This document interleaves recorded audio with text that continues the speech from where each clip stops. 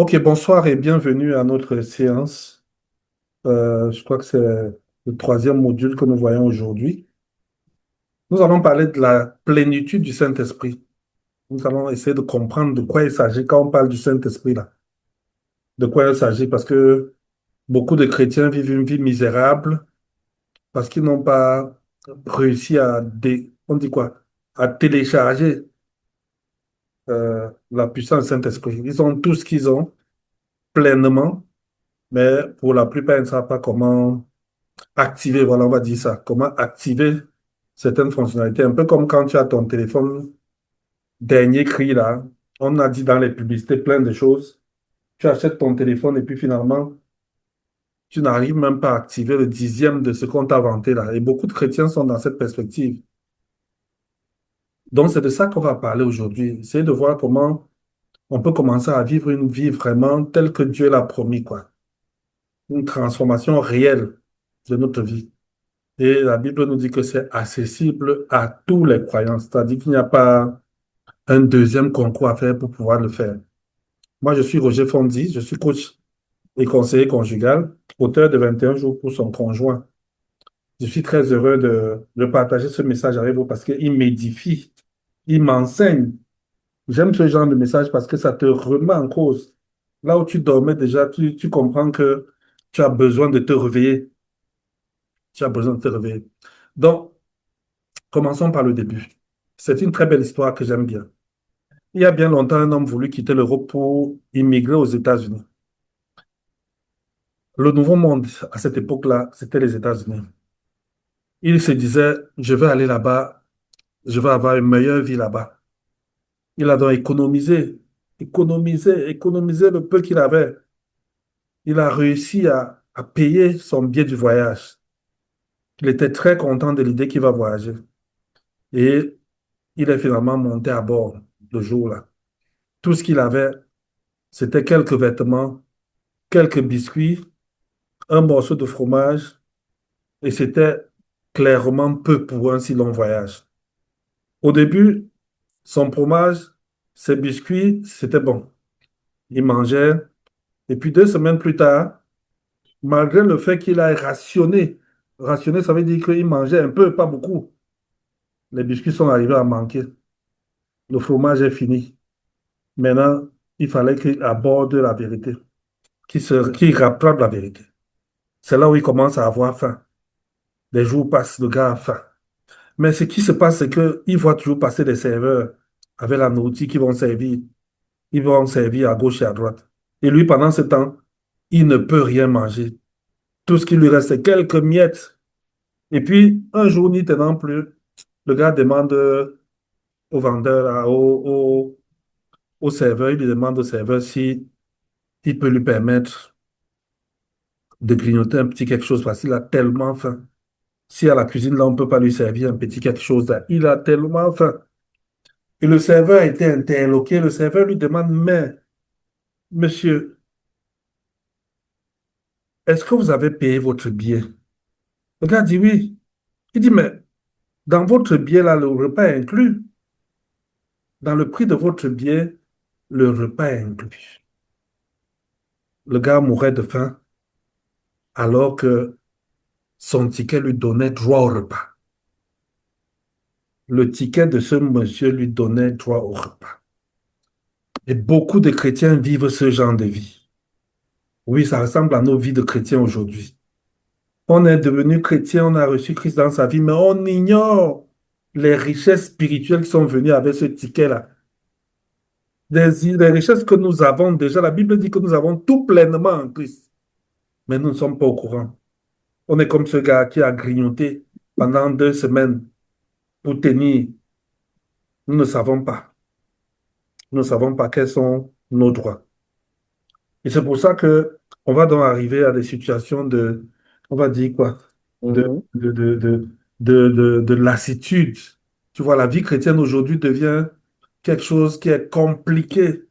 Les gens se fatiguent. Jésus dit dans Jean 10 il est venu afin que les brebis aient la vie et qu'ils soient dans l'abondance. Mais qu'est-ce que les croyants expérimentent? La frustration. la lassitude. Et qu'est-ce qu'ils se disent? Il y a certainement quelque chose, mais je n'ai pas encore trouvé cette chose-là. La vie chrétienne a certainement des choses que je n'ai pas encore trouvées. D'autres se disent, ah là, ça, c'est les gens qui vivent dans la culpabilité. Ah, c'est certainement mes péchés. Certainement, il y a des choses en moi que je n'ai pas encore bien gérées. C'est pour ça que je n'expérimente pas ça. Il faut peut-être que je mène un genre de vie pour pouvoir expérimenter ça. Et puis, il y a les légalistes. Pour eux, c'est que leur vie chrétienne n'est pas si mauvaise. C'est pas si mauvais que ça. Et il ne sait même pas qu'est-ce qu'il peut faire. Qu'est-ce qu'il peut faire de plus que ce qu'il fait déjà. Alors qu'il se dit, je fais déjà un maximum. Mais c'est bien qu'on te raconte que au premier siècle, là, avec Christ, là, les premiers chrétiens, là, ils avaient une vie qui n'était pas comme celle que nous menons aujourd'hui, hein. Quand ils ont placé leur vie, leur foi en Jésus-Christ, leur vie est devenue différente à cause du Saint-Esprit. À cause du Saint-Esprit. C'est pour ça que c'est bien de te poser la question de savoir, est-ce que c'est possible de vivre cette promesse de Jésus qui dit qu'il est venu afin que nous ayons la vie en abondance, en abondance. Moi, je vous propose, quand on va finir cette journée, d'aller regarder le livre des Actes des Apôtres pour voir comment ces premiers chrétiens-là ont une vie différente de celle que nous menons aujourd'hui. Et tu seras surpris de découvrir que ce n'étaient pas des gens extraordinaires, non. Mais quand ils ont placé leur foi, ils ont placé leur confiance en Jésus, leur vie est devenue extraordinaire. Notre vie aujourd'hui, en tant que chrétien, parfois se limite à des devoirs religieux, alors que pour eux, c'était une réalité. La vie chrétienne était une réalité.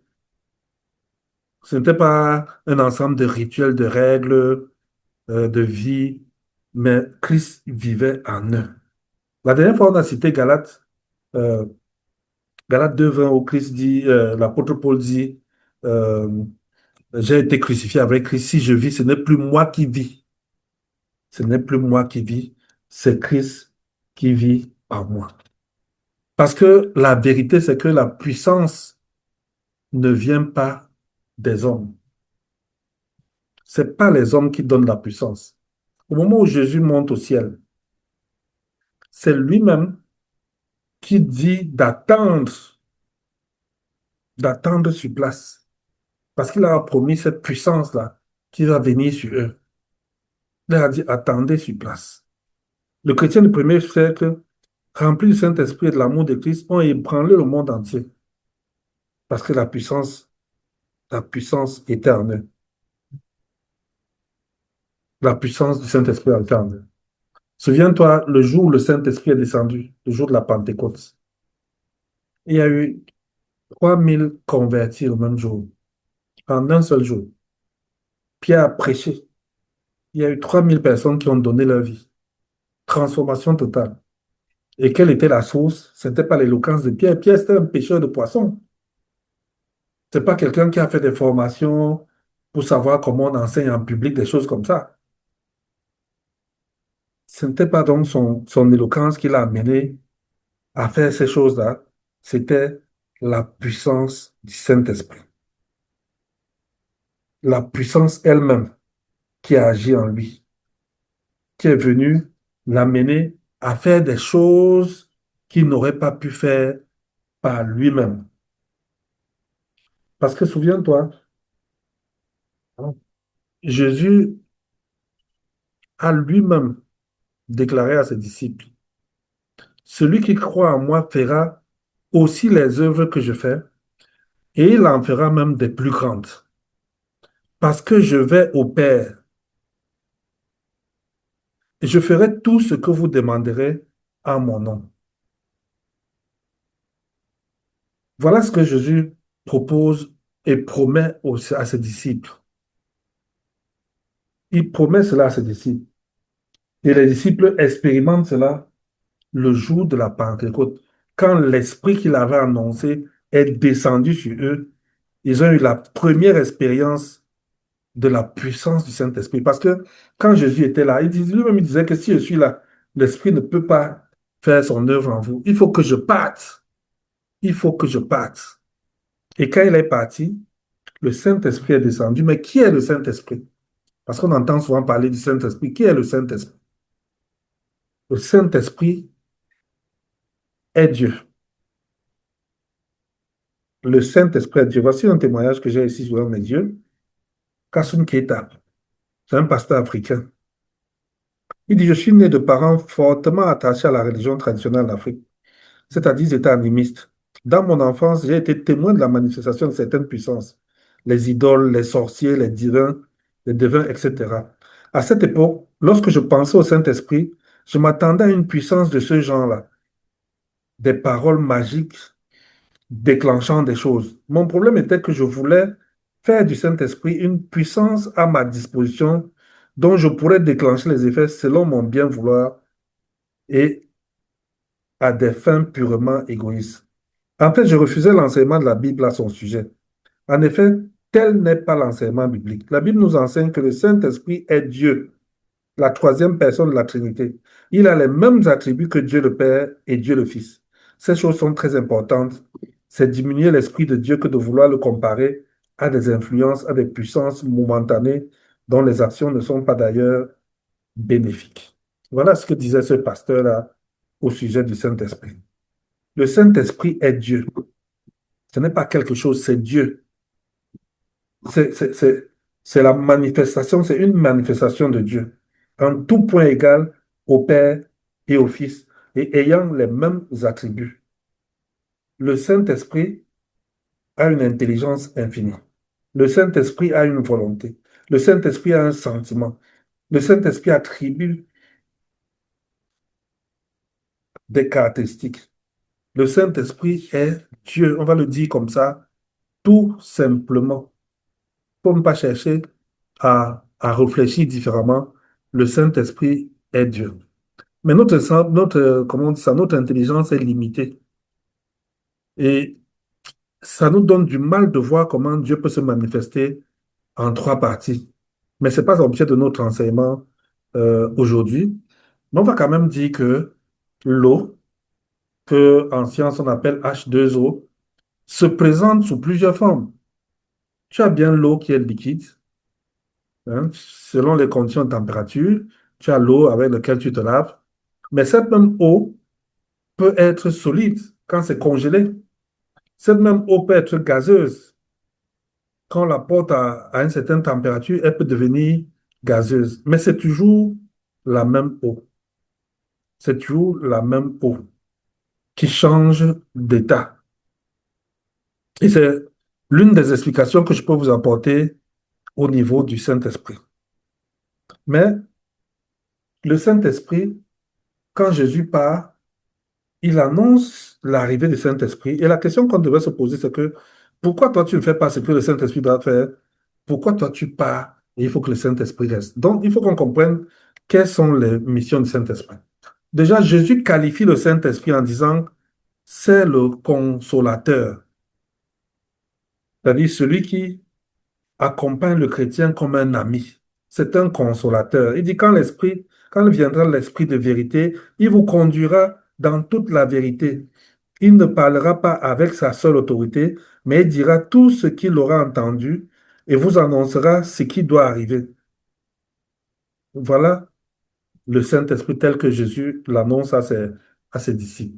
Mais quelles sont ses missions? Première mission, il vient rendre gloire à Jésus. Le Saint-Esprit vient rendre gloire à Jésus. L'un des buts essentiels du Saint-Esprit est de faire connaître Jésus comme Fils de Dieu.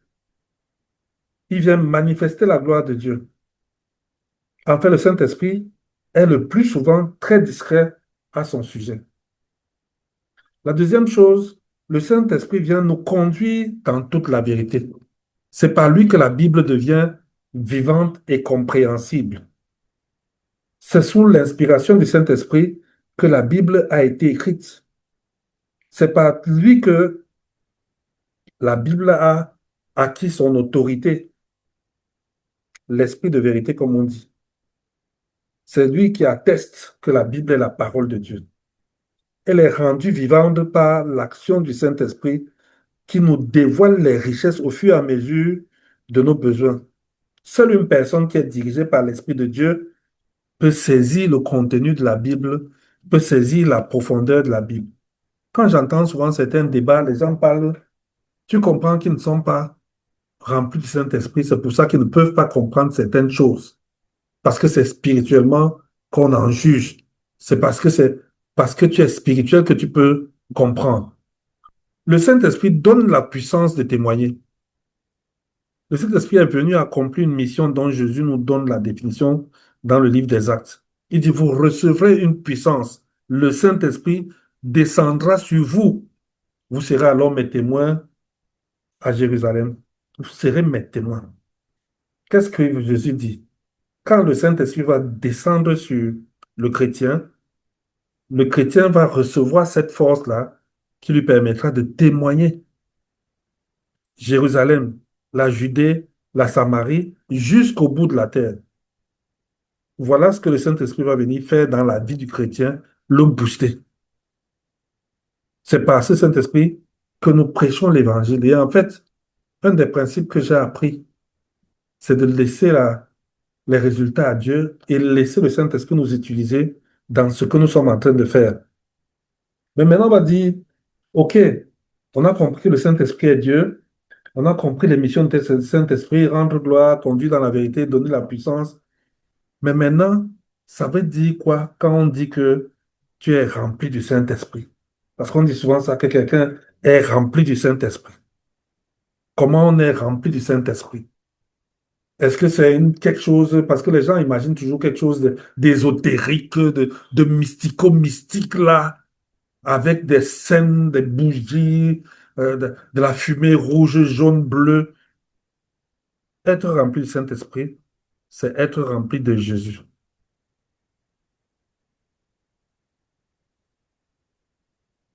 Être rempli du Saint-Esprit, c'est se remplir de Jésus. Le chrétien qui est rempli du Saint-Esprit ne voit plus en Jésus celui qui l'aide à faire une œuvre chrétienne, mais plutôt celui qui a accompli cette œuvre par lui.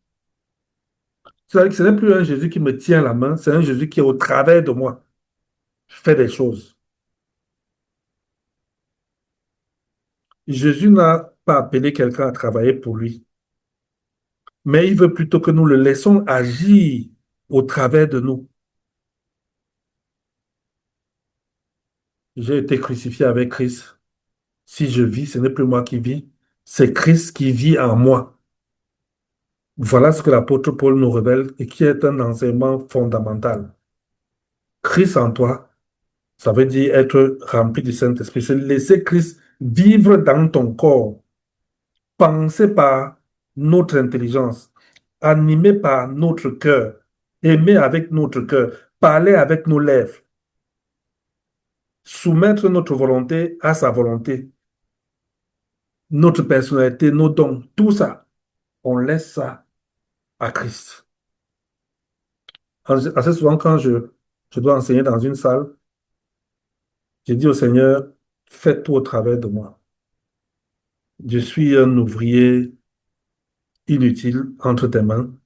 Parle avec ma voix, utilise mon cerveau, travaille avec ce que je suis au travers de moi, réalise ce que tu peux réaliser. Pour ceux qui sont mariés, je dis souvent aux mariés, dis à Jésus d'aimer ton mari au travers de toi. Dis à Jésus d'aimer ta femme au travers de toi, parce que toi, tu es incapable de supporter un certain genre de choses. Seule la puissance de Jésus au travers de toi peut changer les choses,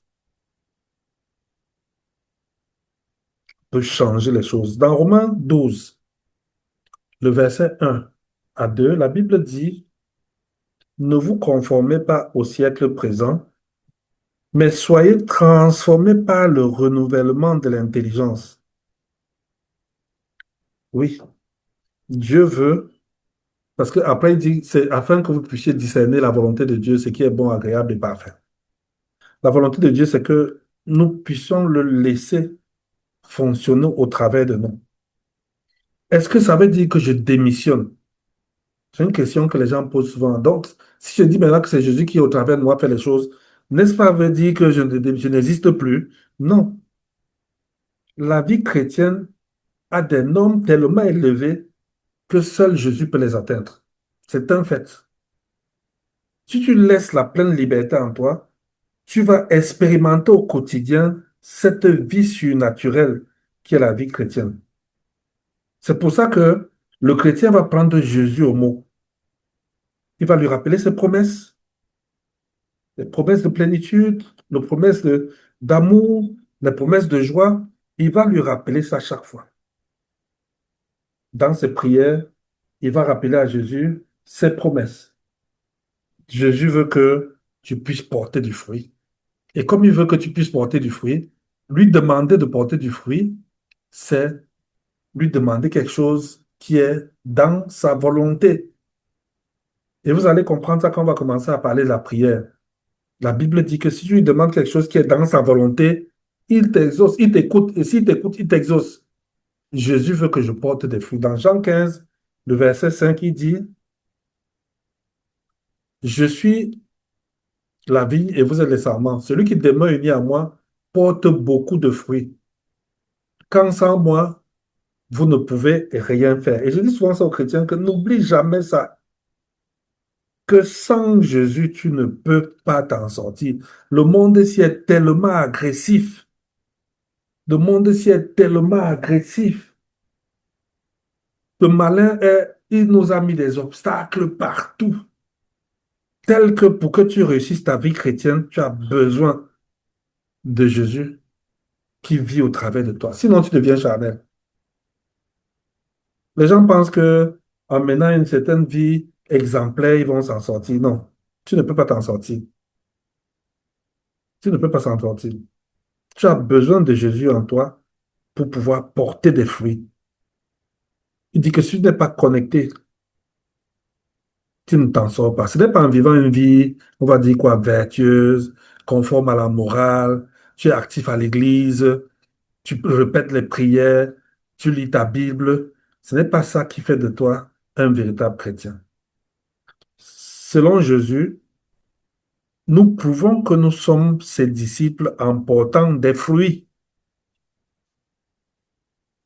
Porter des fruits. Porter des fruits peut consister à aider les autres à connaître Jésus. Et comment nous allons aider les autres à connaître Jésus, nous verrons ça plus tard. Mais notre vécu est déjà le plus grand témoignage que nous puissions apporter aux gens autour de nous. Notre manière de vivre notre vie chrétienne, notre manière de vivre notre vie conjugale est l'un des meilleurs vecteurs d'évangélisation qu'on puisse avoir autour de nous. C'est-à-dire que les gens te voient, ils voient comment tout le monde pleure, mais toi, tu ne pleures pas. Pourtant, vous avez le même niveau de revenus, vous avez les mêmes difficultés, mais au travers de toi, Jésus t'amène à vivre la joie permanente, puisque lui-même il dit, soyez toujours joyeux. Dans une vie exemplaire, mes chers frères, mes chères sœurs, ne suffit pas. C'est pas parce que tu mènes une vie exemplaire que tu t'en sors. Ce que Jésus veut, c'est que tu l'honores dans ton cœur. Il dit dans 1 Pierre 3, les versets 15 à 16, honorez dans vos cœurs le Christ comme votre Seigneur. Soyez toujours prêts à répondre à ceux qui vous demandent des explications au sujet de l'espérance qui est en vous. Faites-le avec douceur et respect.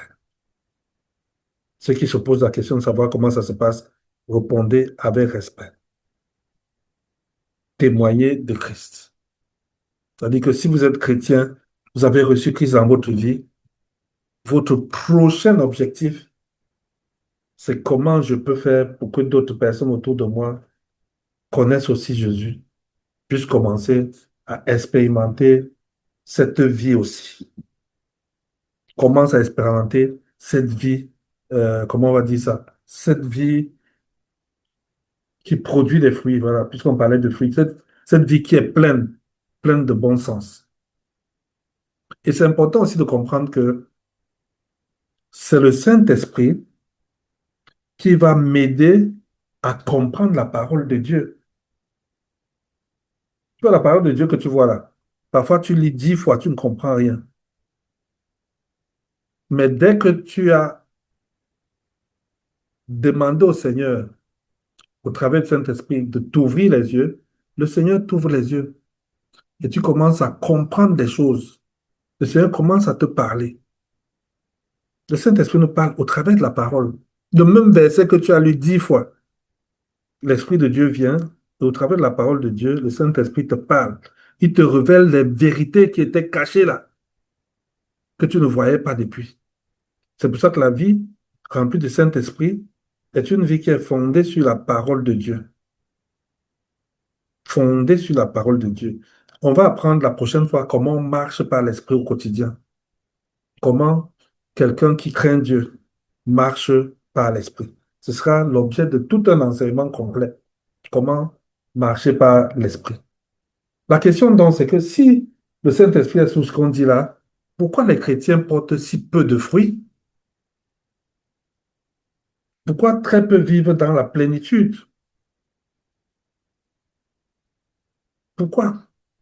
La première raison, c'est que beaucoup ignorent leur héritage. Un peu comme l'histoire du monsieur qui voyageait tout à l'heure dont on a parlé. Beaucoup de chrétiens ne savent pas quelle est leur véritable identité. Mais Dieu dit dans le livre de Jacques que si quelqu'un manque de sagesse, qu'il la demande à Dieu et que Dieu la lui donnera. Dès l'instant où nous devenons enfants de Dieu, nous héritons de tout ce que Christ a acquis pour nous. Vie éternelle, pardon, nous sommes pardonnés, libre accès au Père. Parce qu'avant, avec le péché d'Adam, nous n'avions pas accès au Père. Maintenant, nous avons accès au Père pour avoir à communiquer avec lui par la prière. Et toutes les recherches, les ressources qu'il a mises en place par le Saint-Esprit nous sont disponibles. Mais beaucoup ignorent cela. Comme le voyageur, là, beaucoup ignorent ça. Et vous allez voir que en méditant la parole de Dieu au quotidien, vous découvrez chaque jour des nouvelles vérités, ta nouvelle identité. L'exemple qu'on prend souvent, c'est que tu connais un colonel qui terrorise les gens au quartier ou un commissaire qui terrorise les gens au quartier. Quand tu rencontres ce commissaire en civil, tu paniques parce que tu sais que c'est le commissaire là qui terrorise les gens. Mais imagine que au journal de 20 heures aujourd'hui, on annonce que à cause du désordre qu'il a fait, on l'a relevé de ses fonctions. Il n'est plus commissaire. Imagine que cette information est passée, tu n'as pas suivi. Le lendemain, quand tu vas le rencontrer, comment vas-tu te comporter? Et imagine que tu as suivi cela. Si tu as suivi, le lendemain, quand tu vas le rencontrer, tu ne vas plus paniquer. Parce que ta panique venait du fait que tu n'as pas la bonne information. Et beaucoup de chrétiens ont de l'ignorance comme leur information. Ils ignorent des choses. Depuis un certain temps, on a commencé chaque matin à prier. Je donne un verset et un thème pour prier. Et je vous encourage à méditer ce verset-là. Parce que c'est en méditant ce verset-là que nous apprenons qui nous sommes, quel pouvoir nous avons, quelle capacité nous avons. Parce que si tu ne sais pas quel pouvoir tu as, mais tu ne peux pas utiliser ton pouvoir. Si tu n'es pas au courant que tu as ce pouvoir-là, comment vas-tu te mettre à l'utiliser? Le dehors va te secouer parce que tu ne connais pas quels sont tes droits. Mais dès l'instant où tu connais tes droits, cela change tout. L'ignorance de notre héritage va nous amener à ne pas expérimenter la puissance du Saint-Esprit qui est en nous. Parce que cette puissance, nous l'avons. Nous l'avons. La deuxième raison, c'est qu'il y a des chrétiens qui ont une perception erronée de Dieu. Ils ont même peur de Dieu. Ils disent, ah, l'affaire, c'est que Dieu, là, si je me donne totalement à Dieu, là, qu'est-ce qui va se passer? Est-ce que je ne vais pas devenir un esclave, celui qui passe son temps à l'église? Est-ce que je ne vais pas devenir comme la sœur que je vois souvent là, avec le long foulard, là, les longues jupes, les longues robes? Est-ce qu'elle ne veut pas devenir comme le frère là, démodé là, que je vois souvent? Parce qu'ils ont une perception erronée de Dieu. Ils ont l'impression que la volonté de Dieu est mauvaise. Ils doutent de l'amour de Dieu. Ils doutent qu'avec Dieu, ils peuvent faire des grandes choses. Ils sont tellement plus attachés à leur vie mondaine qu'ils tremblent même à l'idée de changer de vie à cause de cette perception erronée de Dieu. Je prends un exemple ici. Tu as un petit garçon que tu aimes beaucoup et il vient te dire, Papa, je t'aime beaucoup. Je désire t'obéir fidèlement toute ma vie et faire tout ce que tu vas me demander. Qu'est-ce que tu penses que sera l'attitude de son papa? Est-ce que tu penses que comme il a décidé d'obéir à son papa en tout point, que son papa va dire, OK, mon garçon, j'attendais ces paroles depuis là. Maintenant, tu vas penser, tu vas me sentir. Je vais te faire regretter. Je vais te faire que tu vas sentir que hein, depuis là, je te guette. Je suis sûr que ce n'est pas comme ça que vous allez agir.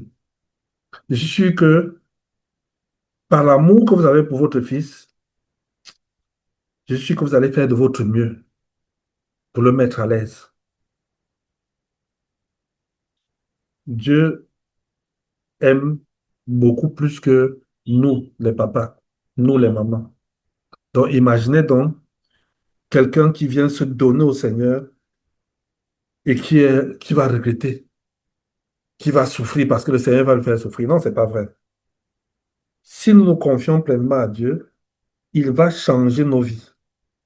On ne sera pas toujours dans la direction que nous avions imaginée, ça c'est clair, mais ce sera toujours meilleur, ce sera pour notre épanouissement moral, notre épanouissement spirituel, notre épanouissement même tout court.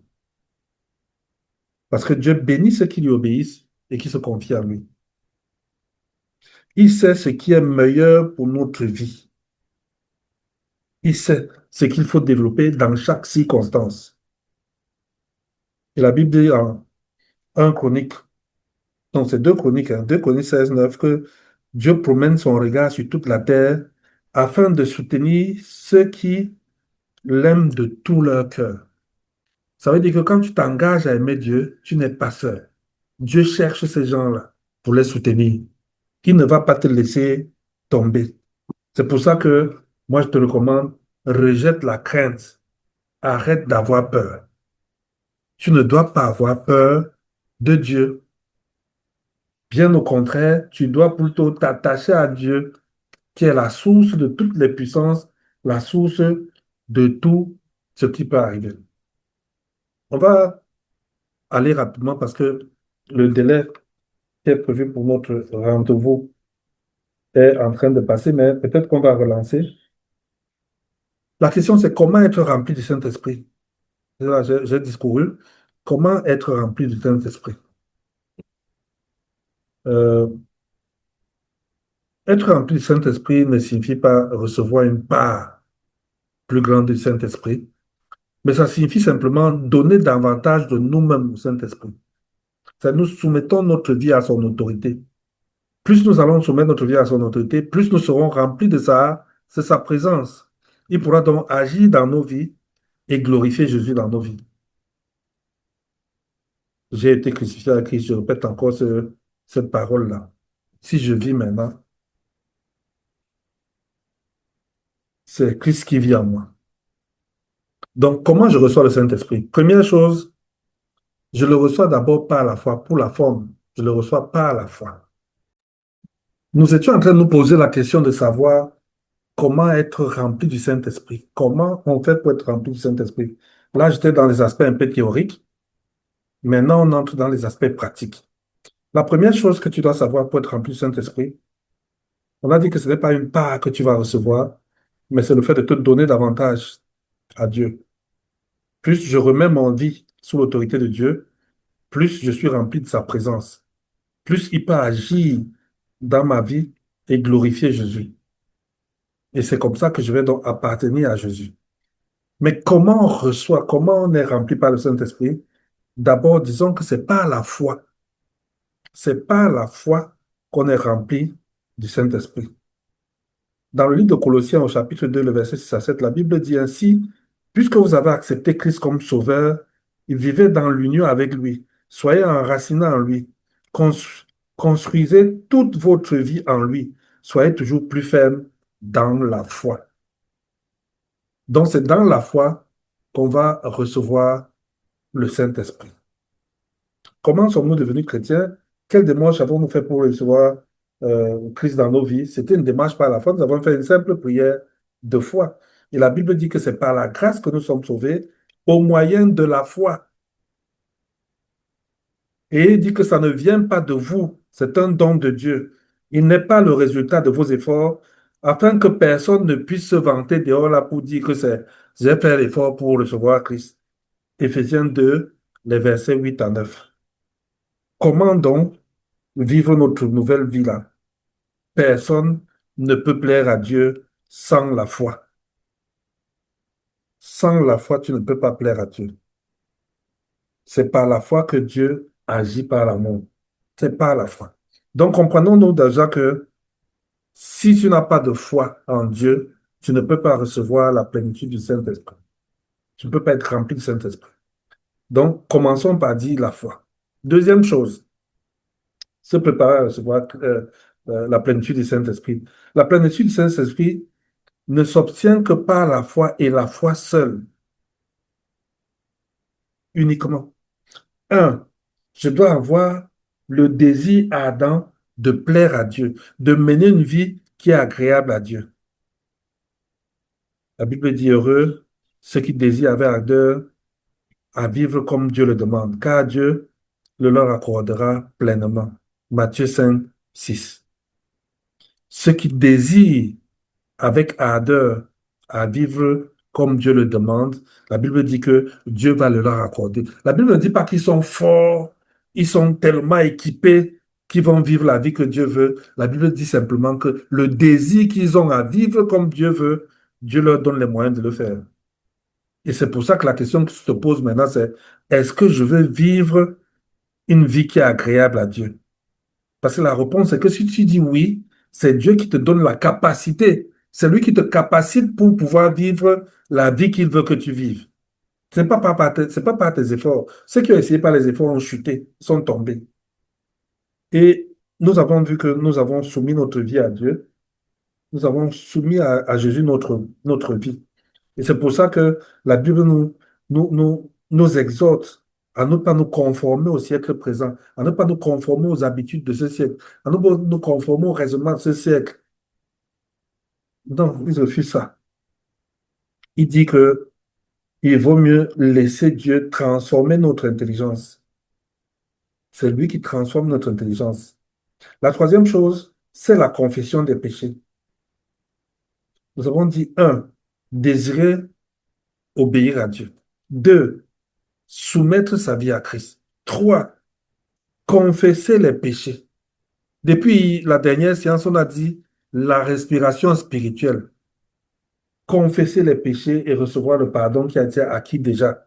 Expérimenter ce pardon-là. Ça dit que chaque fois que un péché te revient à l'esprit, tu le confesses. Si tu chutes, tu confesses. C'est-à-dire que ta vie doit être une vie de confession permanente de tes péchés, parce que nous avons vu que c'est comme ça que tu es nettoyé du péché, c'est comme ça que tu quittes du chrétien charnel pour redevenir chrétien spirituel. Et c'est comme ça que chaque fois donc, quand le Seigneur va te montrer les choses, tu vas les confesser. La première fois où tu vas confesser ton péché, tu n'es pas au courant de ce que le Seigneur ne veut pas. Tu ne connais pas toute la Bible. Tu n'as pas encore médité suffisamment la Bible. Mais quand tu vas bien la méditer, tu vas te rendre compte qu'il y a tel aspect que je n'avais pas pris en compte. Tu confesses. Il y a tel aspect que seule chose que je faisais sans tenir compte de ce que Dieu veut. Tu confesses. Et c'est comme ça que chaque fois que tu confesses, tu quittes du chrétien charnel à chrétien spirituel. La Bible dit que si nous confessons nos péchés, le Seigneur est fidèle et juste pour nous les pardonner et nous purifier de toute iniquité. 1 Jean 1, 9. Le Seigneur nous purifie de toute iniquité. Maintenant, je suis dans le processus de être rempli du Saint-Esprit. Je dis au Seigneur, tu as donné un commandement et tu as donné une promesse. Moi, je me fie à ton commandement qui dit, Ne vous enivrez pas de vin, c'est de la débauche, mais soyez remplis du Saint-Esprit. Tu as dit, soyez remplis du Saint-Esprit. C'est un ordre que tu m'as donné. C'est un ordre que tu m'as donné. Et si tu me donnes un ordre, ça veut dire que c'est ta volonté. Si tu dis que sois rempli du Saint-Esprit, c'est que ta volonté, c'est que je sois rempli du Saint-Esprit. Et maintenant, si je reviens dans ta parole, toi, tu dis que si je fais quelque chose si je te demande quelque chose qui est dans ta volonté, tu m'écoutes. Et si tu m'écoutes, tu m'exauces. Voici une chose qui est dans ta volonté, c'est que je sois rempli du Saint-Esprit. Donc, je te rappelle ça, que ce n'est pas une option. C'est un commandement que tu as donné. Donc, je reviens à toi dans ce commandement-là pour dire que Seigneur, tu m'as commandé d'être rempli du Saint-Esprit. Ça fait partie de ta volonté. Puisque la Bible dit que il exauce ce qui est demandé dans sa volonté. Maintenant, quelle est sa promesse? Parce que derrière, il y a la volonté, le commandement qui est sa promesse, et il y a aussi sa promesse. Ce qui nous promet, c'est que nous avons l'assurance auprès de lui. Et nous savons qu'il nous écoute si nous demandons quelque chose selon sa volonté. Ça veut dire quoi? Ça veut dire que quand je confesse mon péché, je dis, Seigneur, j'ai mal fait ceci, je reconnais que c'est de ma faute ce que j'ai mal fait, et je reçois ton pardon que j'ai acquis par ta mort substitutive sur la croix de Golgotha. Et dans ta parole, toi-même, tu dis que je dois être rempli du Saint-Esprit. Je veux être rempli du Saint-Esprit selon ta promesse, que si je te demande quelque chose, tu vas me le donner. C'est quelque chose qui est dans ta volonté. Et quand tu as fait ça, tu crois par la foi que tu es rempli du Saint-Esprit. Tu crois par la foi. Je répète encore, c'est par la foi que tu crois que tu es rempli du Saint-Esprit. J'ai demandé quelque chose qui est dans sa volonté. Et comme sa promesse, c'est que si je demande quelque chose qui est dans sa volonté, il m'exauce. Je crois donc que ce que je lui ai demandé, je l'ai reçu. Je l'ai reçu. Et dès que j'ai fait ça, je suis rempli du Saint-Esprit. Mes frères, mes sœurs, ne soyez pas dans les émotions. C'est les émotions qui vous empêchent de vous rendre compte que vous venez d'être rempli du Saint-Esprit. C'est pas la foi. C'est pas une expérience où je vais tomber en transe pour dire que j'ai rempli du Saint-Esprit. C'est pas une expérience mystique spectaculaire pour dire que je suis rempli du Saint-Esprit. Ce n'est pas ça. C'est que la plénitude est, c'est une démarche de foi. Comme pour le salut la dernière fois, où tu as dit, Seigneur, entre dans ma vie et fais de moi la personne que tu veux que je sois. C'est par la foi que tu crois que Jésus est entré. Tu n'as pas senti une secousse. Ta poitrine ne s'est pas ouverte, il est entré, tu as vu. C'est par la foi que tu le crois. Et comme tu crois ça par la foi, tu réagis aussi de la même façon comme quelqu'un qui l'a reçu. Tu reçois, tu réagis comme quelqu'un qui a reçu effectivement la plénitude du Saint-Esprit. Et donc tu peux agir avec cette certitude-là. Tu peux agir avec la certitude que, comme il m'écoute, je lui ai demandé quelque chose qui est conforme dans sa volonté, ça veut dire que je suis rempli du Saint-Esprit. Et si je suis rempli du Saint-Esprit, je peux donc expérimenter ce que le Saint-Esprit promet. Je peux commencer à le vivre au quotidien, à voir ces choses se manifester dans ma vie. Et comme un enfant qui est né, je vais apprendre à marcher par l'Esprit, on verra ça la prochaine fois. Je vais apprendre à vivre par l'Esprit. Je vais commencer à comprendre ce que ça veut dire être rempli du Saint-Esprit et comment je veux l'expérimenter au quotidien. Je vais commencer à prier avec foi. C'est-à-dire que je dis à Dieu, je veux être rempli du Saint-Esprit. Je ne vais pas négocier. C'est un fait parce que ça fait partie de sa promesse. Maintenant, quand je suis rempli du Saint-Esprit, je peux lire la parole de Dieu et croire que le Seigneur va m'enseigner au travers de sa parole. Il y a beaucoup de choses, des expériences que je vais faire, mais c'est au fur et à mesure que je grandis que mes yeux vont s'ouvrir sur ces expériences-là.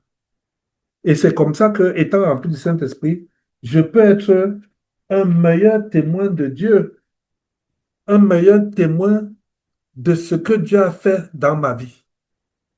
Parce qu'il va faire des choses. Maintenant que tu es rempli de Saint-Esprit, tu vas commencer à expérimenter des choses que tu ne voyais pas avant. Et pour ça, il te faut le discernement qui va naître du fait que tu médites ta parole de Dieu nuit et jour. Tu la médites nuit et jour. Tu vas commencer à discerner comment Dieu veut que tu marches. Tu vas commencer à discerner les petites choses que Dieu fait de subtil dans ta vie parce que Dieu veille.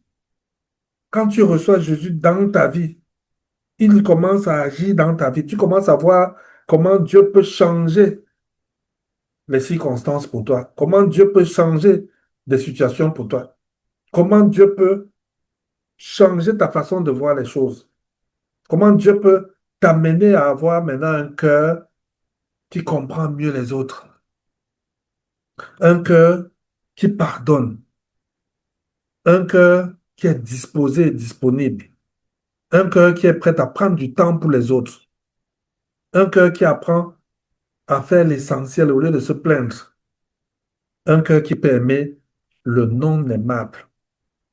Il n'y a que le Saint-Esprit qui peut te donner ce cœur. Parce que c'est en toi que lui va le faire. C'est au travers de toi qu'il va avoir cette action-là. Donc aujourd'hui, le défi, c'était de parler de ce Saint-Esprit, comment il fonctionne le Saint-Esprit. La prochaine fois, on va dire comment on marche par le Saint-Esprit au quotidien. Aujourd'hui, c'était comme une leçon inaugurale. La prochaine fois, on va parler de la marche par l'Esprit. Comment un chrétien marche par l'Esprit. Parce que la Bible dit que si tu marches par l'Esprit, tu vas pas accomplir les désirs de la chair. Si tu marches par l'Esprit de Dieu, le péché va s'éloigner de toi. Tu vas pas te mettre en scène sur un ring de boxe pour combattre le péché. Le péché va s'éloigner de toi parce que tu marches par l'Esprit. Parce que là, tu vas accomplir les choses de Dieu. Donc voilà ce que je voulais partager avec toi aujourd'hui. Je voulais partager cette partie qui commence à inaugurer la puissance. Et vous avez vu, on a dit que ce mois-ci, c'était pour raffermir notre foi. On a commencé à voir comment les choses de la foi commencent à intervenir.